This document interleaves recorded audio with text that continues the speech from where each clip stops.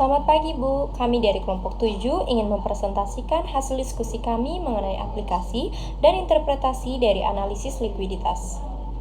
Saya, Irananda Siombing sebagai moderator, dan teman saya ada Trisundang Malau, Alda Dewi Sianturi, Lestarina Simamora, Bella Wasista, Lolo Violenta, Giovanni Tarigan. Untuk slide pertama, saya akan menjelaskan mengenai rasio likuiditas.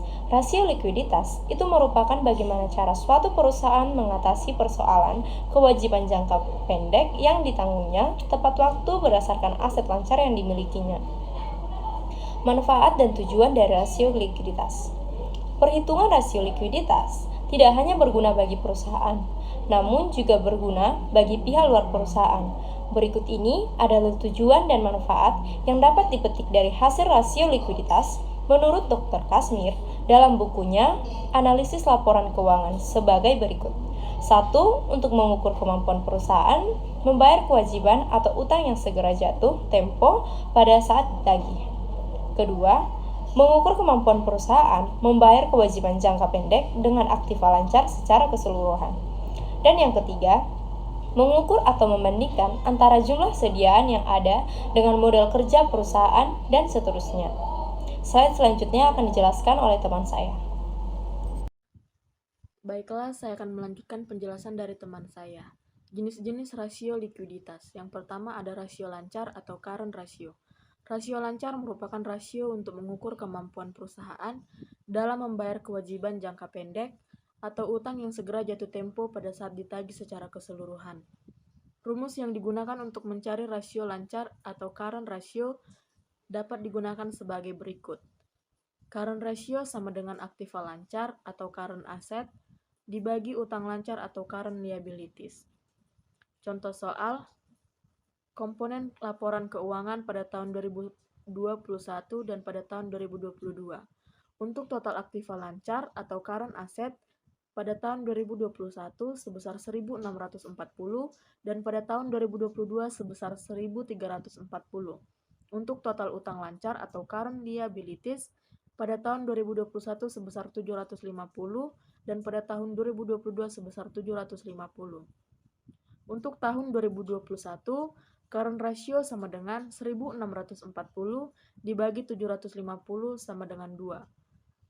18 kali atau dibulatkan 2,2 kali. Untuk tahun 2022, current ratio sebesar 1.340 dibagi 750 sama dengan 1,8 kali.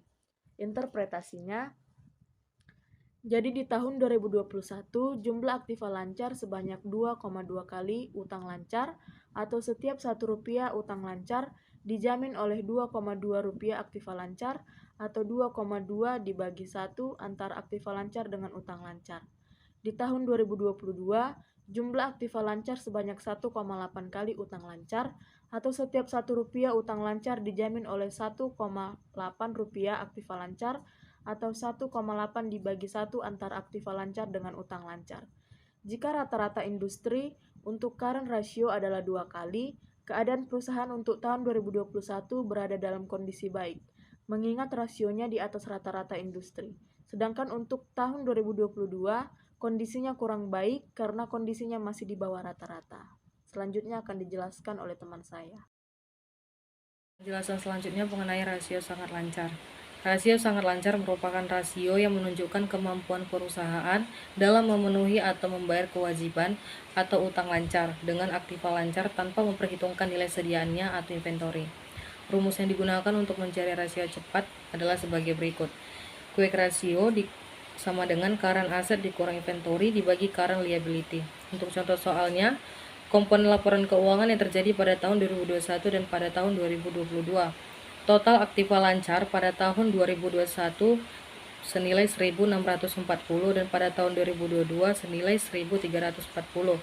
Untuk total utang lancar pada tahun 2021 senilai 750 dan pada tahun 2022 senilai 750.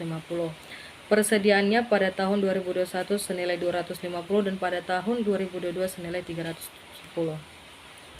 Untuk tahun 2021, quick ratio-nya sama dengan 1.640 cash turnover. Rasio ini berfungsi untuk mengukur tingkat kecukupan modal kerja perusahaan yang dibutuhkan untuk membayar tagihan dan membiayai penjualan. Rumus untuk mencari cash turnover dapat digunakan sebagai berikut. Cash ratio sama dengan penjualan bersih per modal kerja bersih. Untuk contoh soalnya, komponen laporan keuangan yaitu penjualan bersih pada tahun 2021 senilai 5.950, total aktiva lancar 1.640, total utang lancar 750. Pada tahun 2022, penjualan bersih senilai 6.000, total aktiva lancar 1.340, total utang lancar 750. Untuk contoh soalnya, untuk tahun 2021 cash ratio sama dengan 5.950 per 1.640 dikurang 750 sama dengan 6,68 kali atau 7 kali. Untuk tahun 2022 cash ratio sama dengan 6.000 per 1.340 dikurang 750 sama dengan 10 kali. Untuk interpretasinya sama dengan jika rata-rata industri untuk cash turnover adalah 10%, keadaan perusahaan tahun 2021 kurang baik karena masih cukup jauh dari rata-rata industri. Namun kondisi tahun 2022 dikatakan baik karena kondisinya sama dengan rata-rata industri. Terima kasih. Inventory to net working capital. Inventory to net working capital merupakan rasio yang digunakan untuk mengukur atau membandingkan antara jumlah sediaan yang ada dengan modal kerja perusahaan. Rumusan untuk mencari inventory to net working capital dapat digunakan sebagai berikut. Inventory to NWC sama dengan inventory dibagi current asset kurang current liabilities. Contoh soal kita dapat melihat pada tabel berikut. Dan saya akan menjelaskan dari tahun 2021 sampai tahun 2022. Untuk tahun 2021, inventory to NWC sama dengan 250 dibagi 1640 dikurang 750 sama dengan 0,105 dibulatkan menjadi 11%.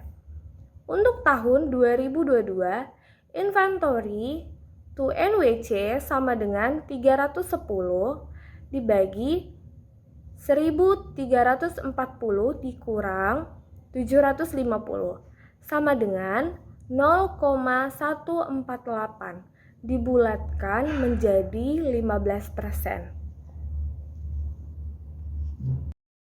Selanjutnya ada pengukuran rasio likuiditas berbasis kas. Yang pertama ada aset lancar atau current assets. Aset lancar adalah kas dan aset lain yang secara wajar dapat dianalisis sebagai kas atau jual atau digunakan selama 1 tahun dalam siklus operasi normal perusahaan jika lebih dari 1 tahun. Yang kedua, ada kewajiban lancar atau current liabilities. Kewajiban lancar merupakan kewajiban yang diharapkan dilunasi dalam waktu yang relatif pendek, biasanya 1 tahun. Kewajiban lancar biasanya mencakup utang usaha, wesel bayar, pinjaman bank jangka pendek, utang pajak, beban yang masih harus dibayar, dan bagian lancar utang jangka panjang atau bagian yang jatuh tempo dalam waktu 1 tahun. Selanjutnya saya akan menjelaskan di bagian risiko likuiditas. Risiko likuiditas merupakan risiko yang dialami oleh suatu perusahaan karena ketidakmampuannya dalam memenuhi kewajiban jangka pendeknya, sehingga itu memberi pengaruh kepada terganggunya aktivitas perusahaan ke posisi tidak berjalan secara normal. Untuk menganalisis secara lebih dalam tentang risiko likuiditas, dapat dilakukan dengan menganalisis kondisi kemampuan suatu perusahaan yang dapat dilihat dari segi A. Analisis arus kas, B. Analisis kewajiban jangka pendek, dan C. Melakukan analisis terhadap arus kas dana jangka pendek. Terima kasih.